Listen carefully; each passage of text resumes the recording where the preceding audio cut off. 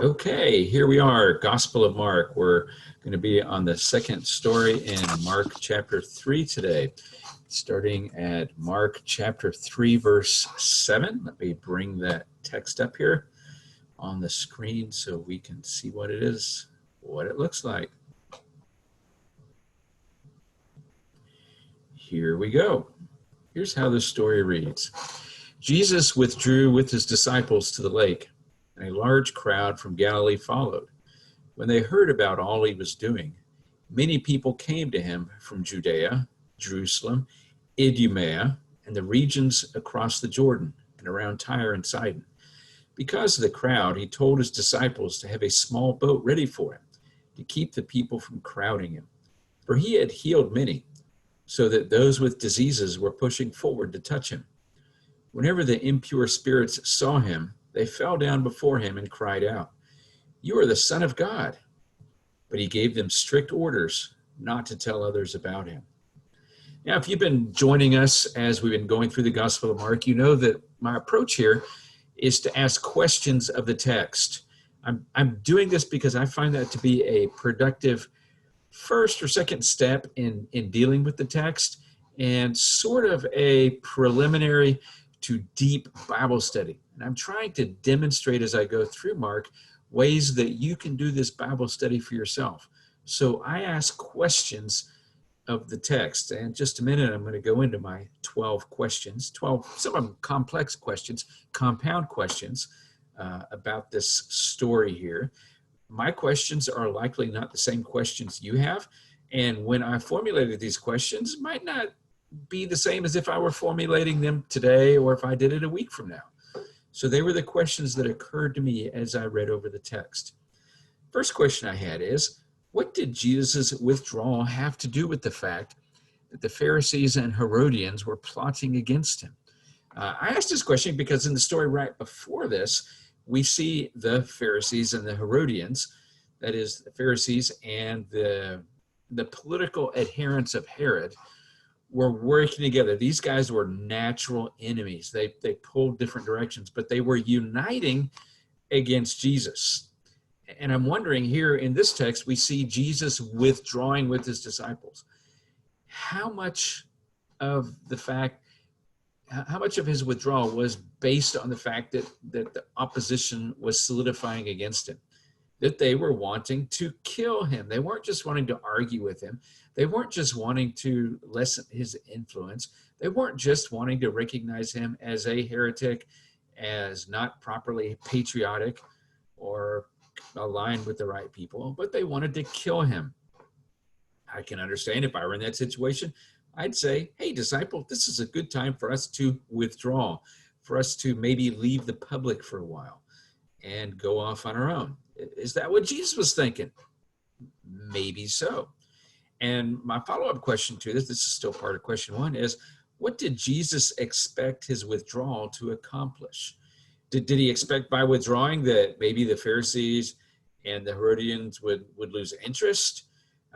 Did he expect that maybe their plots to kill him would be frustrated? They think maybe I can go off and I can do my ministry in a place where they're not there so I can do it safely? Maybe so. The second question, what expectations did the disciples and the crowds have as they withdrew with Jesus? So, verse 7, if all we have is verse 7, we think that Jesus and his disciples, 12 guys, well, maybe 12. We actually picked the 12 in the next section. So it's unclear how many people exactly were included in this group designated the disciples. So let's just guess 12. So there's 13 people, Jesus plus the 12, they're withdrawing. What did the disciples expect to happen at that point? What did they think was going to happen? And I add the crowd into my question because we go into verse 8, when they heard about all that he was doing. That's a bunch of people there. When they heard about all he was doing, many people came to him. And the next question is going to deal with where they come from. But so Jesus is trying to withdraw. He's trying to get away from the crowds. Jesus right here is failing. If he wants to get away from the crowds, he is failing. They are following, they're going where he's going. Was Jesus frustrated with this? Was Jesus disappointed? Was he sad? Was he upset that they didn't follow along? Let's see if that means somebody is sharing something here. Hey, good morning, Tilly. Morning, Tanya. Morning, Francis. Thanks for joining us today. Let's go back to the text here. Third question. Why is the crowd described as being from Galilee? We have Jesus withdrew with his disciples to the lake, and a large crowd from Galilee followed. Is it not crowd from Capernaum, not from Nazareth, not from one of these other Galilean towns, or is it just a undifferentiated group that's following Jesus at this time? This huge crowd. Verse 4. How did the people hear about Jesus in all the places they came from? That's verse 8. When they heard about all he was doing, many people came to him from Judea. Judea's south of Galilee. Jerusalem is a town in Judea. Idumea. Herod was an Idumean. This is the New Testament era pronunciation of an Edomite. They're on the other side of the Jordan River. Have you heard of Petra? Petra is in Idumea. And the regions across the Jordan and around Tyre and Sidon are up north in what we today call Lebanon. So you have people coming from all over. Now I do notice an important region that's not mentioned here. You see no mention of Samaria. Now, if you look at the map, you have Judea. You have Judea, between them is Samaria. Are there no Samaritans coming out here? Samaritans? Don't know. But how did all these people hear about Jesus? How was the word getting out to them? Was it the fact that Jesus was already sending disciples out? Was it the fact that as people were healed, as people experienced Jesus' power through his miracles or through his teaching, that they started going out to the highways and byways saying, hey, you got to come hear this Jesus fellow. It's really exciting. Was it just word of mouth that got out? Question 5. Why did Jesus want to be prepared for the people crowding him? Was it a matter of security, freedom of movement, claustrophobia, or a simple assessment of effectiveness? Here in verse 9, we read, because of the crowd, he told his disciples to have a small boat ready for him. So Jesus sees the crowd. He knows the crowd's going to be there, and he knows they're going to be pushing up on him. Probably tons of sick people are there, because we see that in verse 10, for he had healed many, so those with diseases were pushing forward to touch him.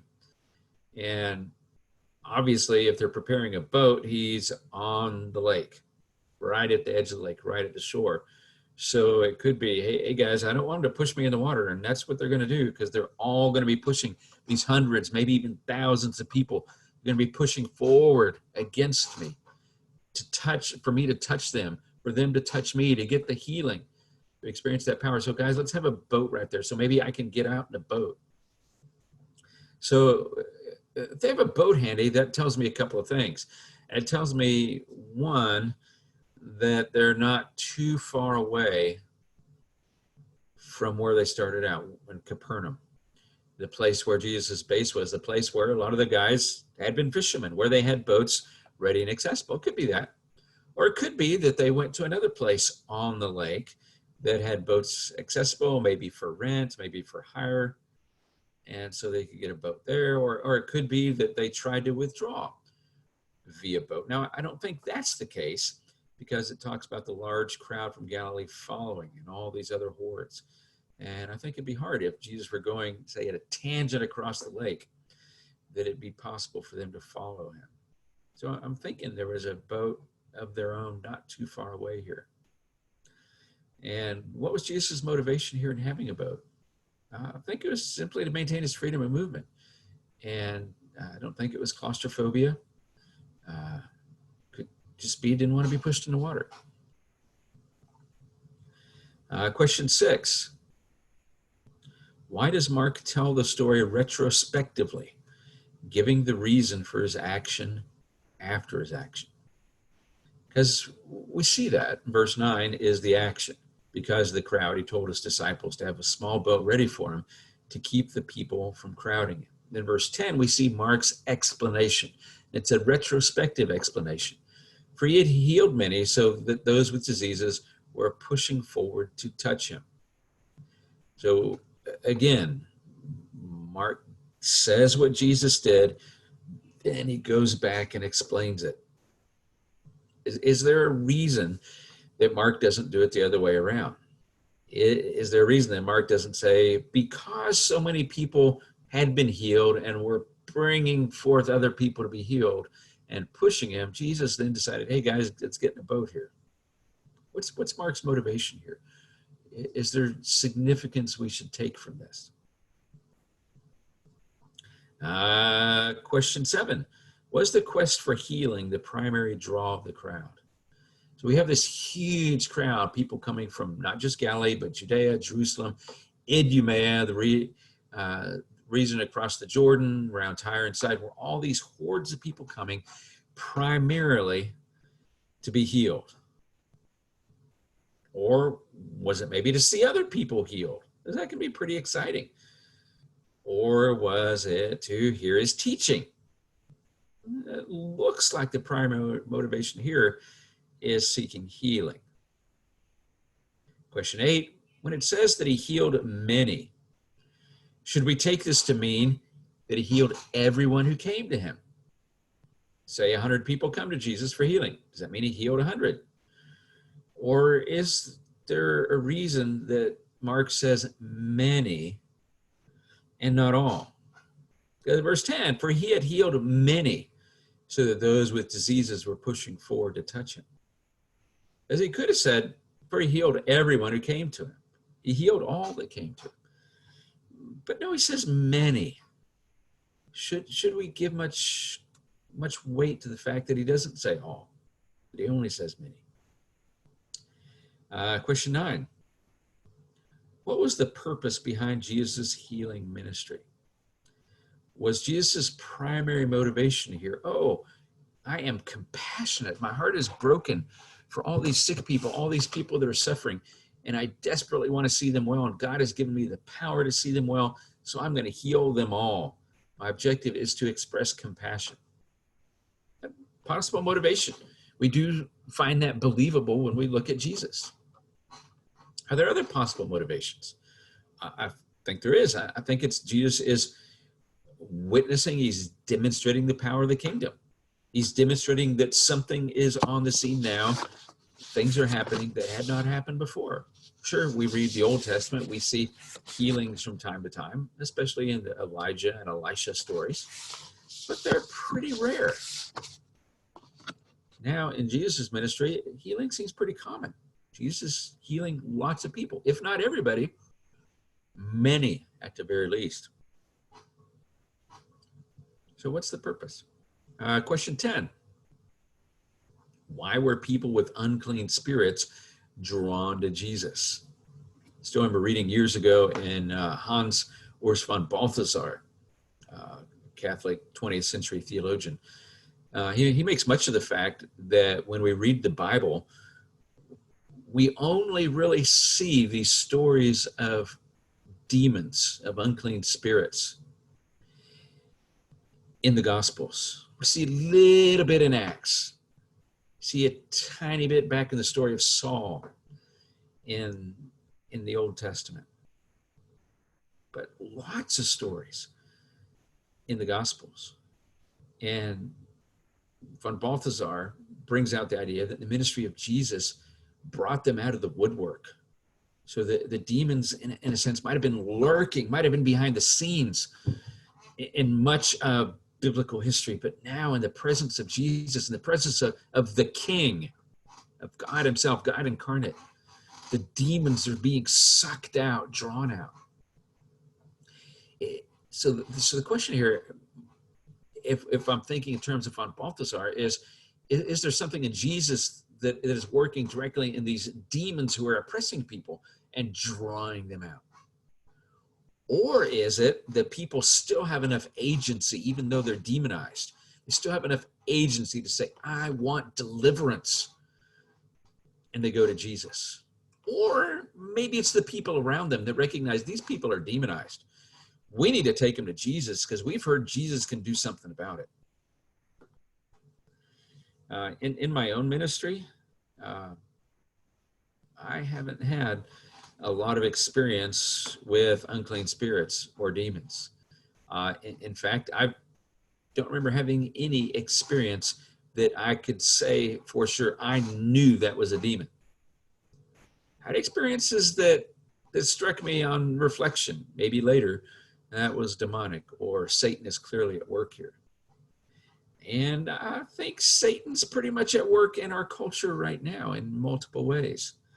When I look at the pandemic, my first thought isn't that the virus is Satan at work among us, but I think all the conflict around the pandemic, around what to do about it, and the division, multiple divisions, and anger I see among God's people around it. I don't see that outrage as being of God. I see that outrage, that anger, that division as something that Satan, even if Satan's not directly causing it, Satan's saying, go boys, go ladies, go Christians, call yourself Christians. Talk about loving each other as you bite each other and attack each other. Break off from each other. I don't think that outrage is the work of God here. So I'm praying for Satan to be bound here. Question 11. What did the unclean spirits mean when they called Jesus Son of God? What effect, if any, did their speech have on the disciples and the crowd? So here are all these people with unclean spirit, the demonized folks. They are being drawn or they're coming to Jesus. Whether they're coming for deliverance or coming because they're being drawn out of the woodwork in the sense von Balthasar talks about. Whatever the reason, when they call Jesus the Son of God, when they say, you are the Son of God, what's the effect of that? Are the disciples of Jesus impressed? Ooh, even the demons, they know who you are. They say you're the Son of God. Maybe we should believe you're the Son of God too. And what about the crowd? When all the people here in the crowd hear these demonized people say to Jesus, you are the Son of God, does that mean the crowd is inclined to think, oh, Jesus, he must be the Son of God here? Oh, then of course we could ask a follow-up question there. What do they mean by Son of God? Do they mean Son of God in a metaphysical sense, in a Trinitarian sense? You know, as Christians, we confess that God, the one God, is one God in three persons, Father, Son, Holy Spirit. Not three gods who cooperate and who go do stuff together, but one God, three persons, Father, Son, and Spirit. When they're talking about Jesus, saying, Jesus, you're the Son of God, do they have Trinitarian theology in mind? No, I don't think so. So what do they mean by Son of God? Well, in an Old Testament sense, most of the time in the Old Testament, Son of God language, strangely enough, is King of Israel language. It's not talking about Son of God in a metaphysical sense, as if that person is himself God. Now, we as Christians contrast the titles Son of God, divine nature, Son of Man, human nature. Well, we get that from Christian theology. We don't get that from the New Testament. I mean, from the Old Testament. Oddly enough, Old Testament language is pretty much the reverse there. Especially look at the attributes attributed to the Son of Man in Daniel chapter 7. Those look an awful lot like divine attributes. So here's Jesus. Jesus, who we believe is the Son of God. Jesus, who we believe is the incarnate second person of the Trinity. And the demons, the demonized people are saying, you are the Son of God. What do they mean by that? We need to dive into that. I'm not sure I'm ready to give an answer to that. I have to think about it some more. Question 12. Why did Jesus order the unclean spirits not to tell others about him? Which others does Jesus have in mind? Is he thinking about unclean spirits telling other unclean spirits? Or does he have human-to-human communication in mind? So what we're looking at here is verse 11 and 12. Whenever the impure spirits saw him, they fell down before him and cried out, "You are the Son of God." But he, and he here is, of course, Jesus, gave them strict orders not to tell others about him. So he's saying, hey guys, I'm having enough unclean spirits, enough demonized people here. So don't go tell any other demons that I'm here, okay? I'm going to do this, but then no more deliverance. Don't think so. I think it's more likely the case that Jesus doesn't want demons as his advance team. Jesus doesn't want demons as his public relations people. Jesus doesn't want people to say, hey, we heard a bunch of demons say Jesus is the Son of God. I mean, do we expect truth from demons? Do we expect to hear a good, godly word from demons? I don't. What do we expect demons to do? Lie? Yeah. Deceive? Yeah. Destroy? Yeah. So even if on occasions like this, demons are saying something true, do we want what we believe advanced by their accidentally true statements? I don't think Jesus does here. I think he wants them silenced because their word, even though it happens to be accurate, is not conducive to his mission. Now, we do remember later on when the Pharisees are trying to quiet the crowds that are cheering on Jesus, that Jesus says, you're going to have trouble shutting them up, because if they're shut up, even the rocks themselves are going to cry out. So all of creation, except for us humans, was recognizing who Jesus was, even demons. But not the Pharisees, not the Herodians, and often not much of the crowd here. The crowd, yeah, there's a cool show here, people being healed, demons being cast out. The people wanting healing, oh yeah, we want to be healed, but you want anything from us, Jesus? We're busy. Talk to you later. Well, that's the gist of what I see here in this story in Mark 7 through 12.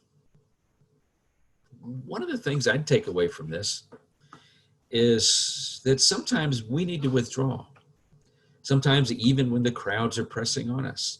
Sometimes even when there's fruitful ministry to be found. We, like Jesus, need to withdraw.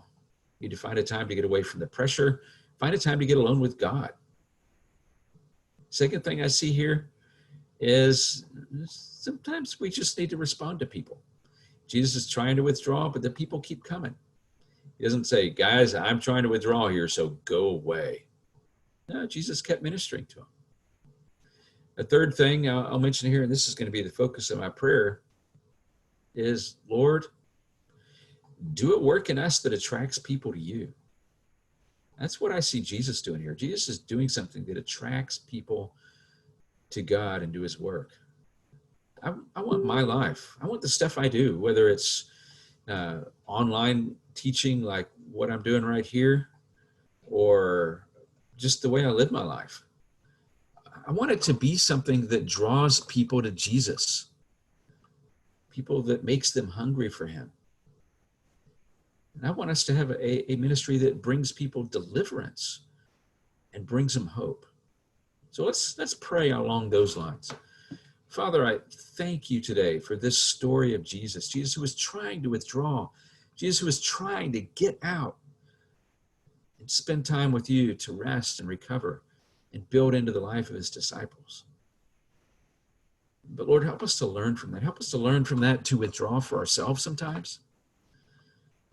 But I also pray this other thing. I pray that you would do a work in my life, a work in our lives, a work in our church that would draw people to you, a work that would demonstrate your power, that would bring healing and deliverance, that those who are oppressed and demonized today would be delivered by what we do and what we say. Show forth your power in us, Jesus. Amen. Well, we invite you to join us for worship Sunday. We're going to have Sunday school online at 8 for adults. Then we have online worship at 9 on YouTube, at 11 on Facebook. And we'll also have planning to do live again outdoors in the grassy area. We're really praying for the number of active cases here in Freestone County to start dropping so that we can feel more comfortable coming back inside, being closer to each other. Because, man, it hurts to not be together. And I feel like there's too much occasion for Satan to mess with us here. So continue to pray for healing, pray for deliverance, and pray for wisdom. Thanks so much for joining us today, and share this broadcast with others. Talk to you later. Bye.